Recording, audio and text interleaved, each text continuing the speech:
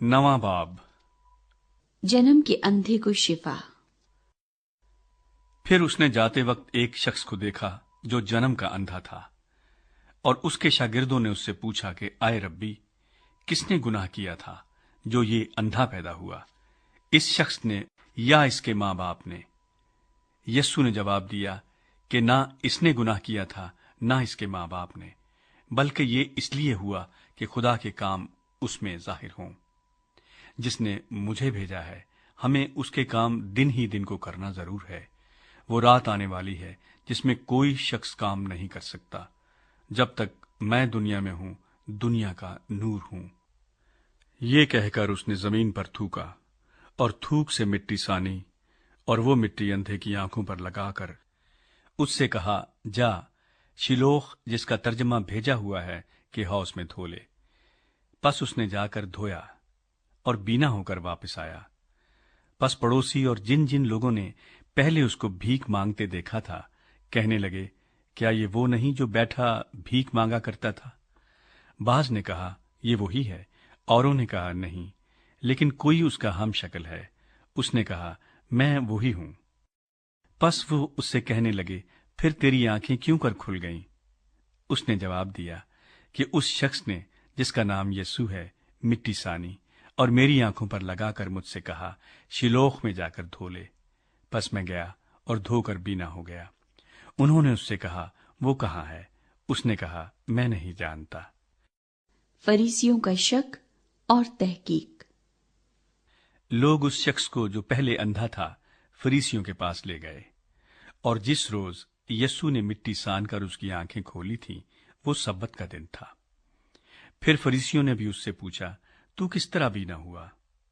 उसने उनसे कहा, उसने मेरी आंखों पर मिट्टी लगाई, फिर मैंने धो लिया और अब बीना हूं। बस बास फरीसी कहने लगे, ये आदमी खुदा की तरफ से नहीं, क्योंकि सब्बत के दिन को नहीं मानता।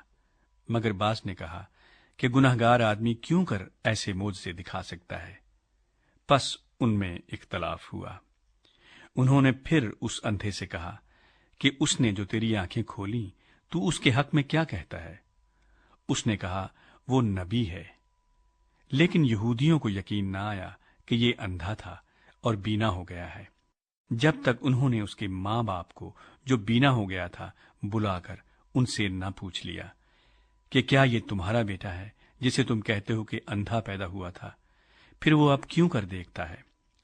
उसके मां बाप ने जवाब में कहा, हम जानते हैं कि ये हमारा बेटा है और अंधा पैदा हुआ था, लेकिन ये हम नहीं जानते कि अब वो क्यों कर देखता है, और ना ये जानते हैं कि किसने उसकी आंखें खोली।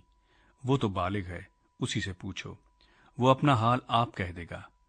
ये उसके मां बाप ने यहूदियों के डर से कहा, क्योंकि यहूदी एका कर चुके थे कि अगर कोई उसके मसीह होने का इकरार करे तो इबादत खाने से खारिज किया जाए। इस वास्ते उसके मां बाप ने कहा कि वो बालिग है, उसी से पूछो। बस उन्होंने उस शख्स को जो अंधा था दोबारा बुलाकर कहा कि खुदा की तमजीद कर, हम तो जानते हैं कि ये आदमी गुनाहगार है। उसने जवाब दिया, मैं नहीं जानता कि वो गुनाहगार है या नहीं।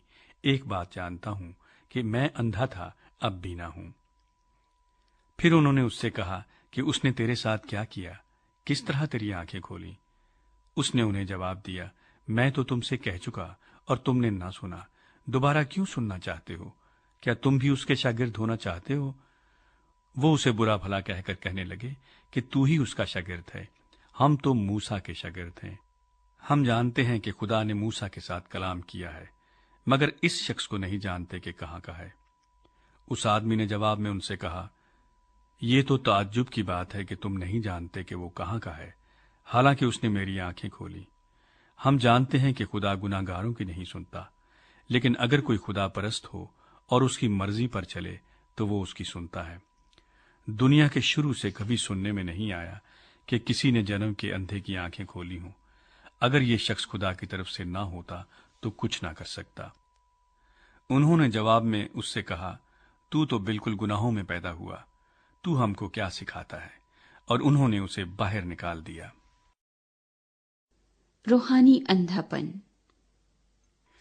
यस्सु ने सुना कि उन्होंने उसे बाहर निकाल दिया, और जब उससे मिला तो कहा کیا تو خدا کے بیٹے پر ایمان لاتا ہے؟